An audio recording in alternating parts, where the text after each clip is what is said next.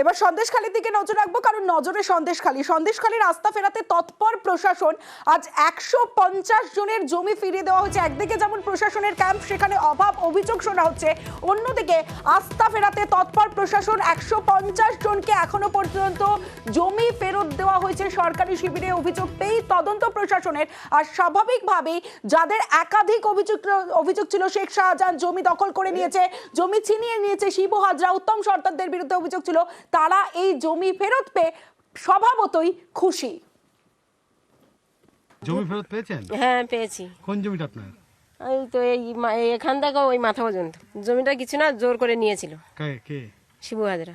এটা 3.5 বিঘা। যার জমি যে ফেরত পাবে তার তো নিশ্চয়ই ভালো লাগবে। এখন আমরা সবাই খুব খুশিতে আছি, আনন্দেতে আছি। জল করার জন্য নিয়েছে শিবুদা। জল করেছে, করে তো একদম পুকুর টুকুর কাটিয়ে দিয়েছে। ও নিজেদের জমি নিজেদের কাছে এসে গেছে, ভালোই তো লাগবে। আমি বাড়ি ছিলাম না, তো পালিয়ে গেছিলাম বাপের বাড়ি। এই কয়েকদিন হচ্ছে, 3 দিন হচ্ছে এসছি, এসে দেখছি এইসব সব করেছে। এখন ভালো, এখন বাড়িতে থাকতাম, ভালো লাগে। এখন আগে ভালো লাগতো না, শুধু ভয় লাগতো। চাষের জমি, চাষের দিয়ে সব চাষের ছিল। হিসাব 6,000 টাকা বিঘা, তাই 15 কাঠায় 4,118 টাকা। তা 18 টাকা দেয়নি, 4,100 টাকা দিয়েছিল বছরে। এবার এটা তো যখন রেগুলারই পড়ছে, বিভিন্ন ক্যাম্প হচ্ছে, পুলিশের ক্যাম্পে পড়ছে, আমাদের বিভিন্ন ক্যাম্পে পড়ছে, আমাদের কন্ট্রোল রুমে পড়ছে।